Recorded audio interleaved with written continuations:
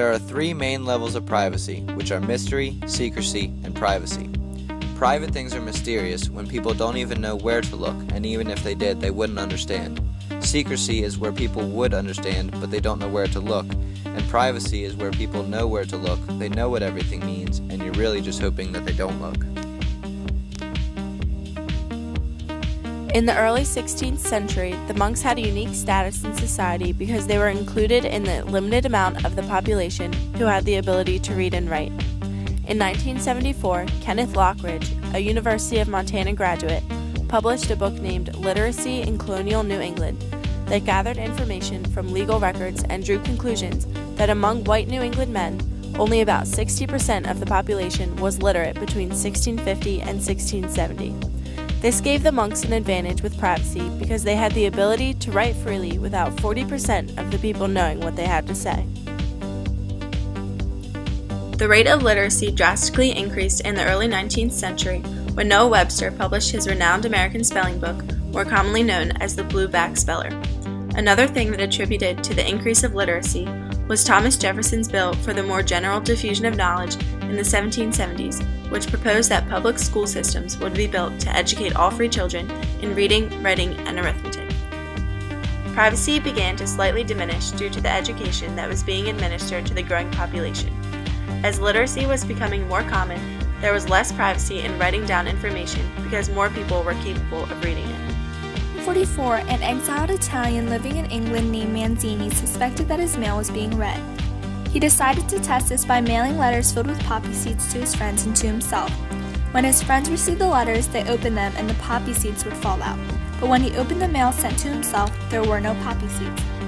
He asked a friend in Parliament to conduct an investigation which found that there was a secret department of the post office which had been reading many people's mail, including Manzini's, for centuries.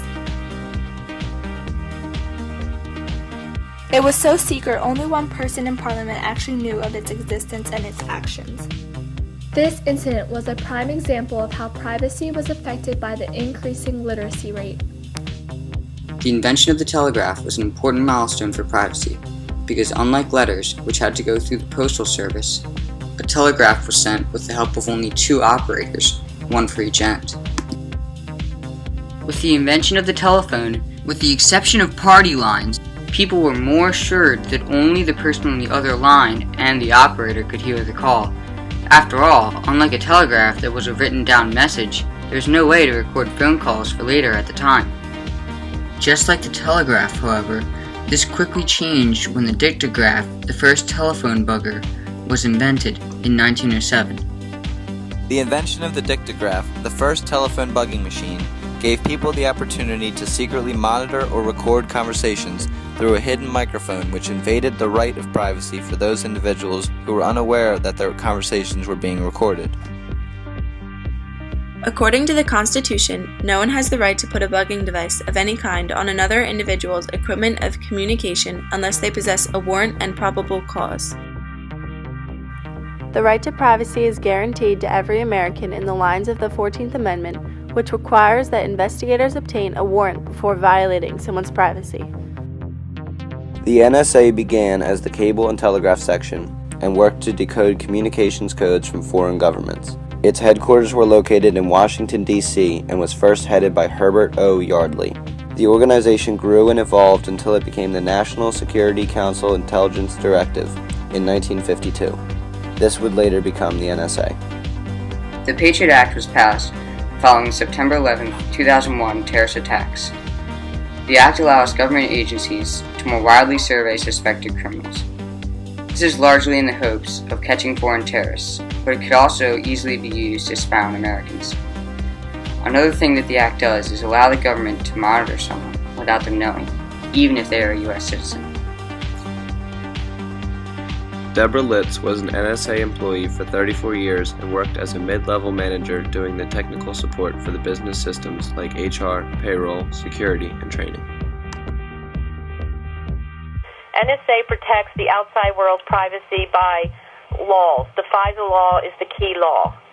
And then within NSA, to make sure that we are following that FISA law, we have the IG, the Inspector General, and we have the General Counsel, who are lawyers, and a privacy office, and a security office, and all 5 of them ensure that NSA employees are following those laws that are governed over top of NSA.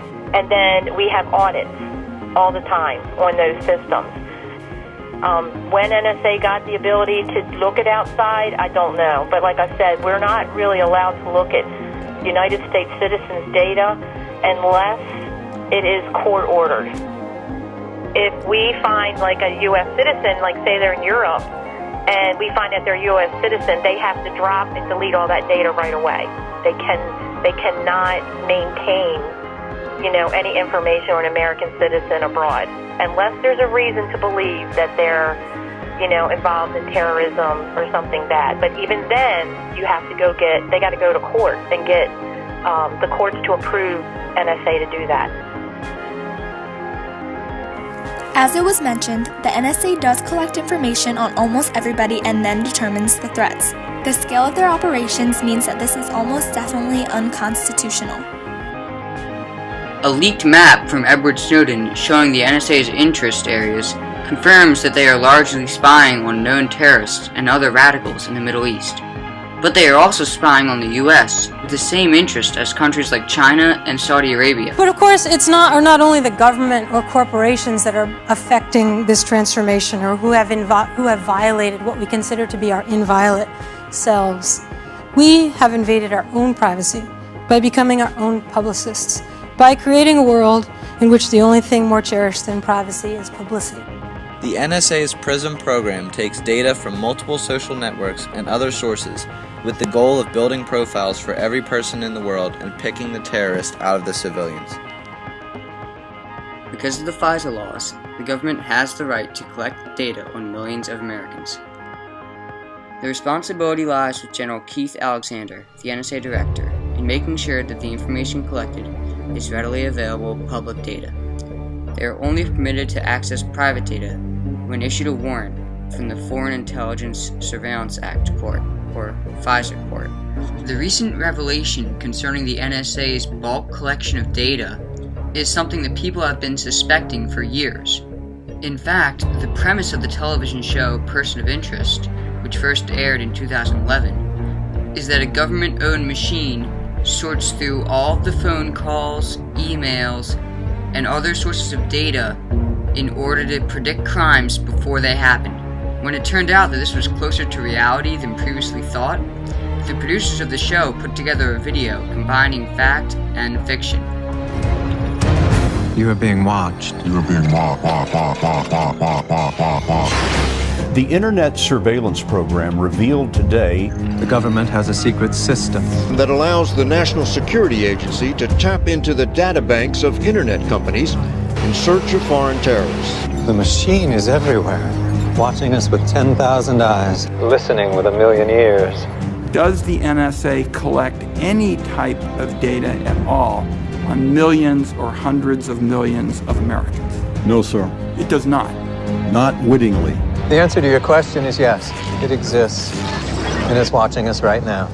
There are cases where they could inadvertently, perhaps, collect, but not wittingly.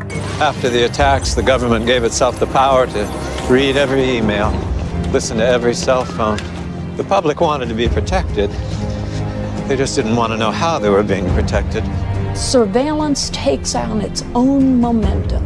It will go forward and forward and forward if somebody doesn't stop it. You can't have 100% security and also then have 100% privacy. We're going to have to make some choices as a society.